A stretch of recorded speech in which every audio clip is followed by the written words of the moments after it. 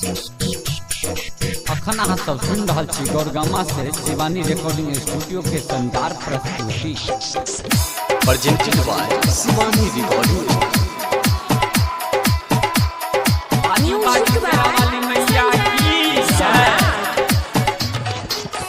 सप्तमी करलिए हेगे मैया, अष्टमी करलिए गे हेगे मैया, नवमी करलिए गे हेगे मैया, दशमी के दीना लागे सुन गे अंगना हेगे मैया कोना के रहबै गे हेगे मैया, दशमी के दीना लागे सुन गे अंगना हेगे मैया कोना के रहबै गे।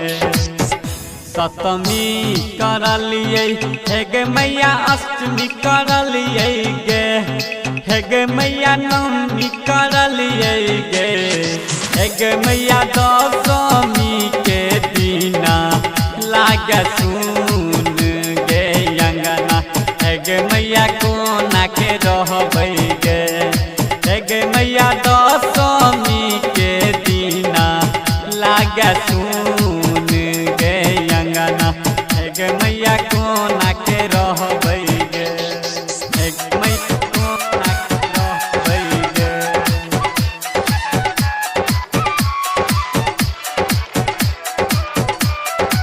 हेगे मैया कोना के रहबै गे।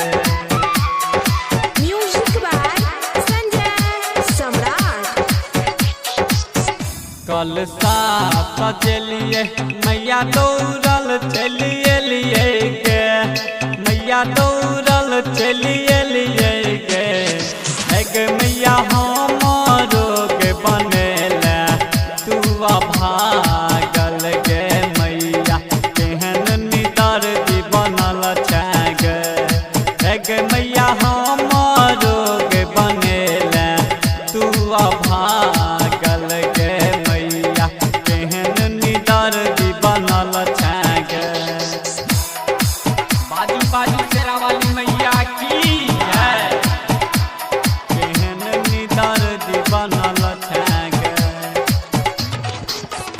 अरहुल फूलक मैया, हम माला बनलिए गे मैया, हम माला बनलिए गे तोहो माला डाइन लक पूजल को मैया, हम कोना के रहबो गे तोहो माला डाइन लक पूजल को मैया, हम कोना के रहबो गे तोहो माला डाइन लक पूजल को माँ, हम कोना के रहबो गे माँ, हम कोना के रहबो गे माँ,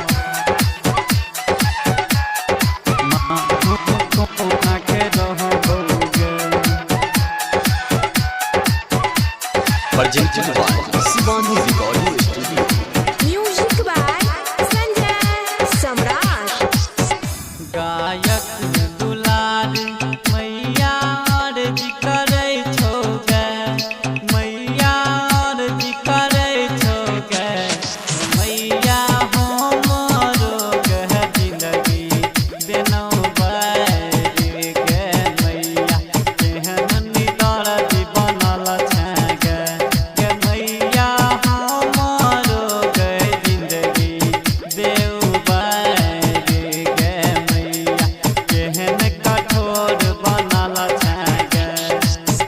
सप्तमी करलिए हेगे मैया, अष्टमी करलिए गे हेगे मैया, नवमी करलिए गे हेगे मैया, दशमी के दीना लागे सुन गे अंगना मैया, हम कोना के रहबै गे हेगे मैया, दशमी के दीना लागे सुन गे अंगना हेगे मैया, कोना के रहबै गे। Presented by Shivani recording studio.